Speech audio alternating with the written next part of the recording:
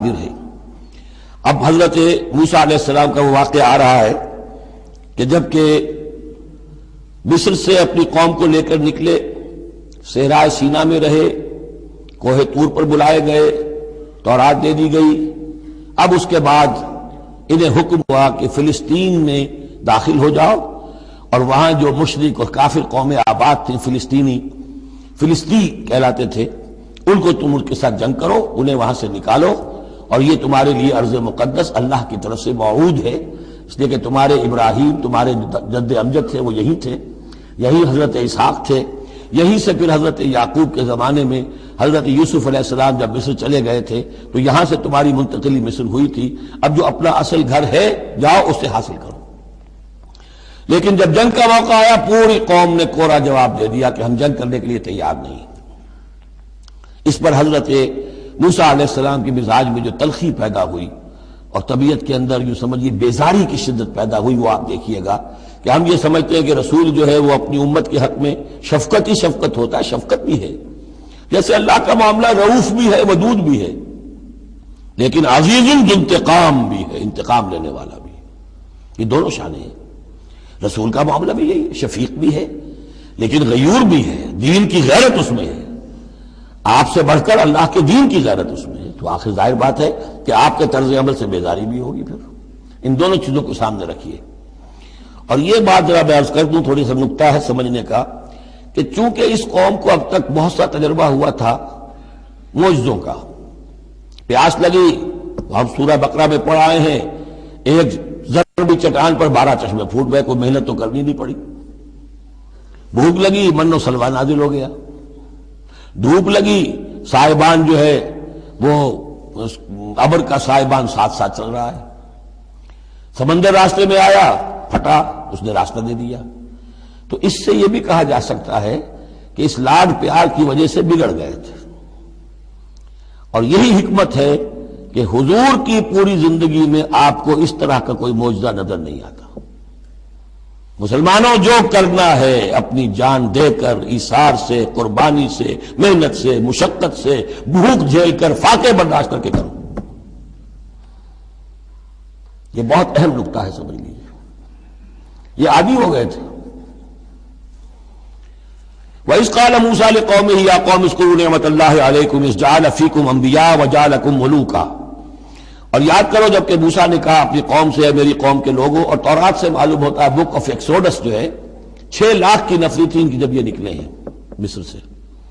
اب ان میں بوڑھے بھی، بچے بھی اور عورتیں بھی، ان کو نکال دیجئے تو کم سے کم 1 لاکھ تو ہوں گے کہ جو ایسے لوگ ہوں کہ جو جنگ کی صلاحیت رکھتے ہوں، اور نیچے جائیے برسبیل تنزل تو 50,000 تو ہوں گے، لیکن ان کا حال کیا ہوا وہ دیکھ لیجئے۔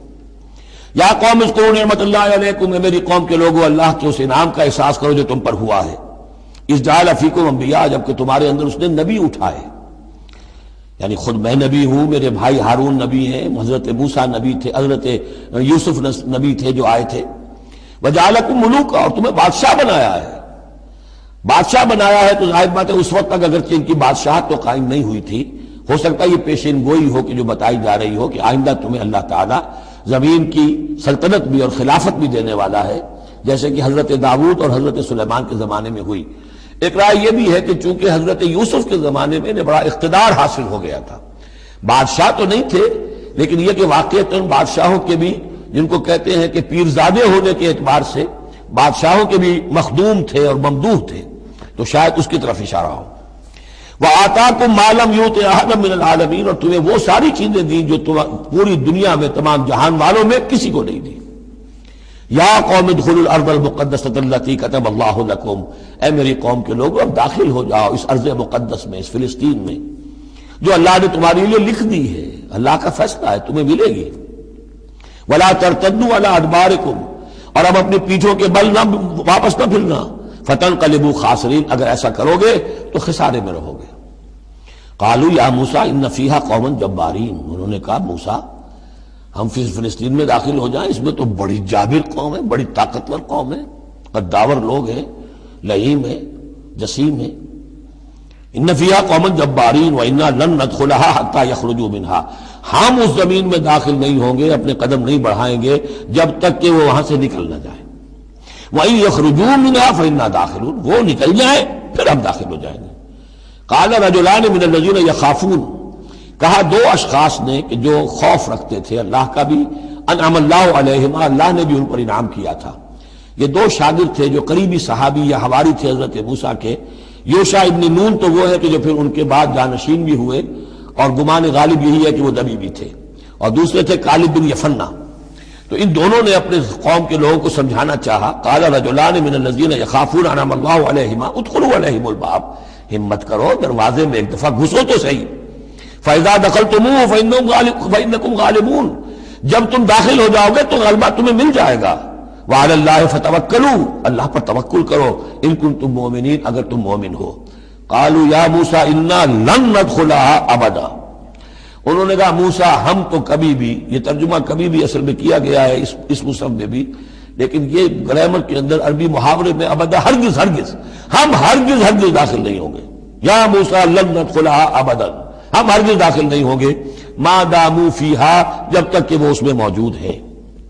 فاذهب انت وربک، جاؤ تم اور تمہارا رب، اور یہ میری طرف سے اضافہ کر لیجئے، ساتھ اپنی لٹھیاں بھی لے جاؤ، یہ تمہارا عصا جو ہے اس نے بڑے بڑے کارنامے دکھائے ہیں، یہ بھی ساتھ لے جاؤ۔ فاذهب انت وربک فقاتلا، اور جا کے قتال کرو، انا ہاہنا قاعدون، ہم تو یہاں بیٹھے ہیں، ضمیر جنبت نہ جنبت گم رہو محمد، ہم تو یہاں ٹکے ہوئے، ہم نہیں ہلیں گے۔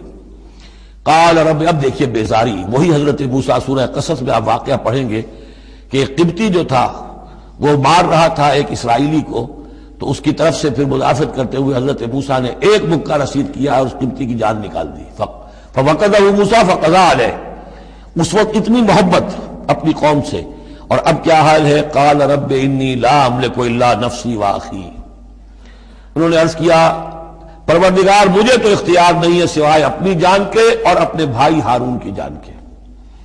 ففرق بیننا، باقی یہ پوری قوم انکار کر رہی ہے تو اب تفریق کر دے، علیحدہ کر دے، جدائی ڈال دے ہمارے مابین، وبین القوم الفاسقین، اور ان ناہنجار لوگوں کے درمیان، میں اب ان کے ساتھ رہنا نہیں چاہتا۔ آج کی اصطلاح میں ہم کہہ سکتے ہیں میرا استعفیٰ قبول فرما لے، کہ میں اب ان کے ساتھ نہیں رہنا چاہتا، ان کی ناہنجاری، جو کچھ انہوں نے دیکھا ہے، میرے ہاتھوں سے جو معجزے دیکھے ہیں، میرے اور ان کے درمیان اب تفرقہ پیدا کر دے۔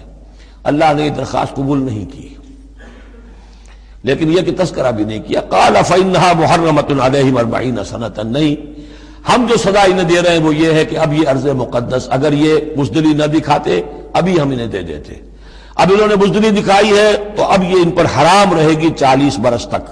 یتیہون فی الارض، اسی صحرا میں، اسی صحرائے سینا میں، سینائی پیننسولا، یہ بھٹکتے پھریں گے۔ فلا تأس علی القوم الکافرین، قوم الفاسقین، تو اب آپ اس فاسق لوگوں کے بارے میں اب آپ افسوس نہ کریں، اپنے دل کے اندر رنج نہ لیں جو کچھ ان پر بیتے گی، لیکن بہرحال آپ ان کی طرف رسول بنا کر بھیجے گئے ہیں، جب تک زندگی ہے آپ کو ان کے ساتھ رہنا ہے۔ یہاں ذرا یاد کر لیجئے کہ جو حضرت موسیٰ نے کہا انی لا املک الا نفسی واخی، حضور سے کیا کہا گیا تھا سورہ نساء میں؟ فقاتل فی سبیل اللہ لا تکلف الا نفسک وحرض المؤمنین، اے نبی آپ اللہ کی راہ میں قتال کیجئے، آپ پر ذمہ داری نہیں ہے سوائے اس کے کہ آپ کی اپنی جان ہے، اور آپ اہل ایمان کی جتنی تحریض، ترغیب، تشویق، جتنے ان کے ایمان کے جذبات کو اپیل کرنا ممکن ہے کیجئے بس۔ وَاتْلُ عَلَيْهِمْ نَبَأَ ابْنَيْ آدَمَ بِالْحَقِّ، اب یہ معاملہ ہو رہا ہے قتل ناحق کے سلسلے میں، ملک میں فساد مچانے کے سلسلے میں، چوری ڈاکے کے سلسلے میں، کیا ان کی اہمیت ہے، کیا اس کے پھر سزائیں ہیں۔ وَاتْلُ عَلَيْهِمْ نَبَأَ ابْنَيْ آدَمَ بِالْحَقِّ، اور اے نبی ان کو پڑھ کر سنائیے آدم کے دو بیٹوں کی کہانی یا قصہ حق کے ساتھ، اِسْتَرَّبَا قُرْبَانًا، جبکہ ان دونوں نے قربانی پیش کی، ایک حابیل قابیل، اور ایک ان میں سے گڈریے کا کام کرتے تھے، بھیڑیں بکریاں چراتے تھے، ایک کاشتکار تھے، تو دونوں نے کچھ اپنی جنس لے کر آئے اور دوسرے جو ہے وہ کچھ اپنے کوئی جانور لے کر آئے، اللہ کے لیے نذر کے طور پر پیش کیا۔ فَتُقُبِّلَ مِنْ أَحَدِهِمَا وَلَمْ يُتَقَبَّلْ مِنَ الْآخَرِ، تو ان میں سے ایک کی بھی جو قربانی تھی قبول کر لی گئی اور دوسری کی قبول نہیں کی گئی۔ یہ کیسے معلوم ہوا؟ یہ میں بتا چکا ہوں آپ کو کہ اس وقت کا معاملہ یہ تھا کہ قربانی کی قبولیت